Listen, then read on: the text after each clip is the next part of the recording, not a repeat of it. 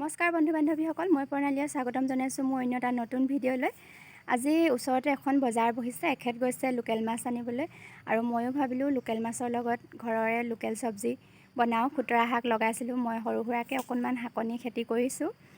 ব'লক তেন্তে ভিডিঅ'টো আৰম্ভ কৰোঁ, চাই থাকিব শেষলৈকে। আজি একেবাৰে সম্পূৰ্ণ থলুৱা খাদ্যৰ এসাঁজ বনাম বুলি ভাবিছোঁ। এয়া মই নিজে কৰা খুতৰা শাকৰ খেতি।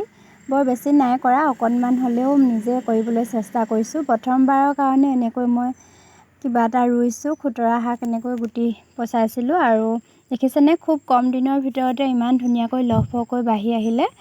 আজিলৈকে আমি এসাঁজো খোৱাই নাই, আজি প্ৰথম খাম। এতিয়া তেন্তে ছিঙি লওঁ খুতৰা শাকৰ সৈতে, আজি লোকেল মাছৰ লগত খুতৰা জোলৰ সৈতে এসাঁজ। আৰু এয়া হৈছে মই লগোৱা চব্জি। যিহেতু বতৰটো এইকেইদিন খুব বেছি বেয়া, বৰষুণ দি দিলে, মই চব্জিখিনি গুটিখিনি সিঁচাৰ লগে লগে বৰষুণ হ'ল, সিমানকৈ মানে গুটি ওলাব নোৱাৰিলে। বৰষুণ বেছি হ'লে মানে গুটিবিলাক গেলি যায়। দেখিছে, তথাপিও ইমান ধুনীয়া হৈছে। এয়া ৰঙা মৰিচা আৰু মাজে মাজে লাই শাক, আৰু এইফালে কেইজোপামান জিকা আৰু চটপটি এনেকৈ দি দিছিলোঁ, গুটি সিঁচি দিছিলোঁ। এতিয়া বগাই আছে, এপাহ দুপাহ ফুলো ফুলিছে, লগা নাই এতিয়ালৈকে, লাগিলে আপোনালোকক দেখাম বাৰু।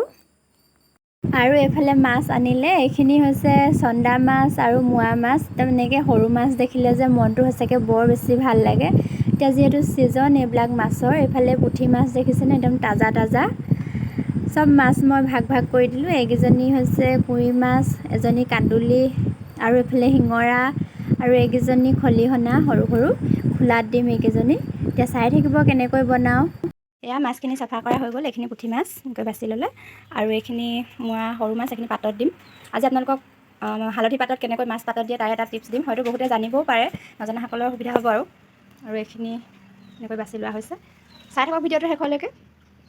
এয়া হালধি পাত লৈছোঁ, ধুই মেলি লৈছোঁ, আৰু ইয়াত এতিয়া হালধি পাতত দিলে মানে এটা ধুনীয়া গোন্ধ আহে। কলপাততো পাতত দিব পাৰি, আমাৰ দেউতাই হালধি পাতত দি দিয়ে, ইমান ভাল লাগে খাবলৈ।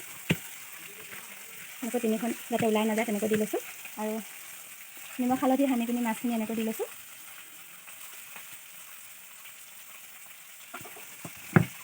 এনেকৈ নহৰু দুফুটামান কাটি দিছোঁ, আৰু তাতে অকণমান মিঠাতেলো দি দিয়া হ'ব।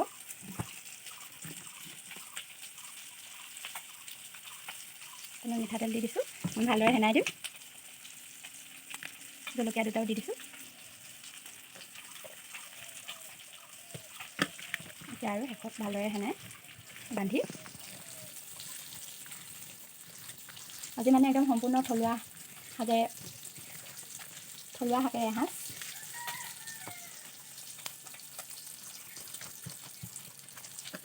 এনেকৈ মেৰিয়াবলৈ একেবাৰে সহজ। এয়া পাতত দিবলৈ লোৱা মাছ একদম বান্ধি ৰেডি। এতিয়া জুইৰ তলত ভৰাই দিয়াহে কথা, আৰু যিহেতু জুইত বনাইছোঁ সেইকাৰণে পাতত দিবলৈ ভাল হ'ব। এতিয়া এনেকৈ জুইৰ পৰা অকণমান জুইত ভৰাই লওঁ। ফ্ৰাই কৰি আছোঁ মাছখিনি। মাছ ভজা তেলখিনিতে মই এনেকৈ মাছখিনি কাঢ়ি পিনি এইখিনি তেলতে বাকীখিনি বনাম। পিঁয়াজ দি দিছোঁ। জুইত বনোৱা খাদ্যৰ সোৱাদে সুকীয়া, নহয় জানো? জুইত বনালে থলুৱা শাক পাচলিবোৰ খাই ভাল লাগে। মাছ মাংসটো জুইত বনালে সোৱাদ বহুত ভাল হয়, সেইকাৰণে আজি জুইতে বনাইছোঁ। আৰু প্ৰায় মই মাছ মাংস হ'লে জুইতে বনাওঁ, ভাল লাগে জুইত বনাই মোৰ। ইয়াৰ খুতৰা শাকখিনি দি দিওঁ, ঘৰৰ বাৰী খুতৰা, আজি প্ৰথম খাইছোঁ। তেনেকৈ খোৱা নাই বাৰু, খাম আৰু মানে প্ৰথম কিনি মেলি আজি প্ৰথম খাম আৰু।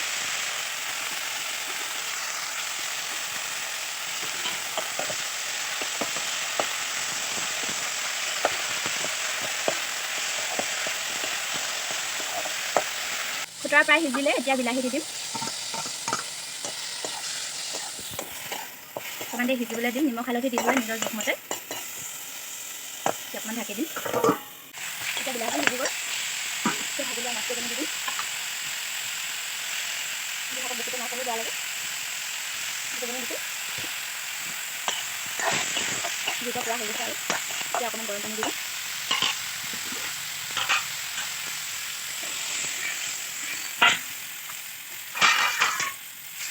যিমানটো জোল কৰিব আপোনালোকৰ নিজৰ হিচাপমতে দিব, মই বৰ বেছি জোল নকৰোঁ।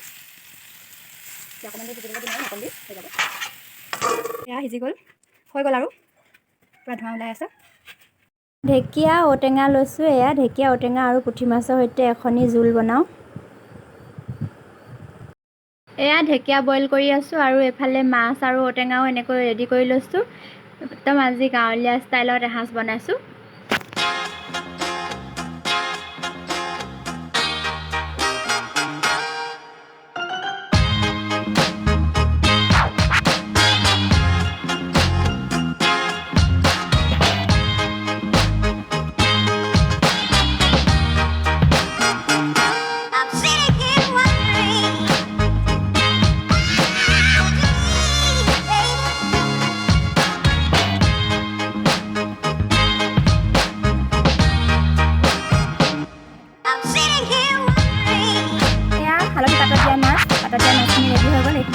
হালধি পাতত দিলে ইমান ধুনীয়া এটা গোন্ধ ওলায় গোন্ধতে একদম খাওঁ খাওঁ লাগি গৈছে আৰু এইফালে এইখিনি খৰিকা দিয়াখিনি আৰু এটা বনেমি লৈছোঁ এইখিনি অকণ দিব লাগিব আৰু ইয়াত পিঁয়াজ আৰু অকণমান আদা মিহিকৈ কাটি লৈছোঁ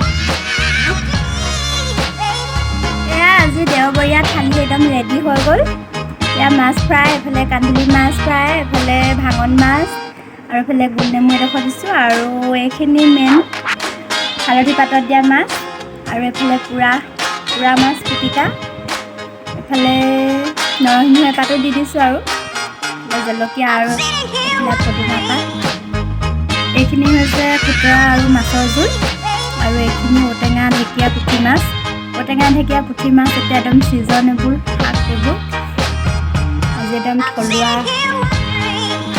এসাঁজ দেওবাৰ বুলি আজি থলুৱা সাজেৰে এসাঁজ এফালে পানী লৈ লৈছোঁ আৰু ভাত খাই উঠি মানে হাত মোহাৰিবলৈ গামোচা এখনো ৰেডি কৰি দিছোঁ ধুনীয়াকৈ আজি মানে এনেকৈ আজি ভিডিঅ'টোৰ পৰা বিদায় লৈছোঁ পুনৰ লগ পাম অন্য এটি নতুন ভিডিঅ'ৰ সৈতে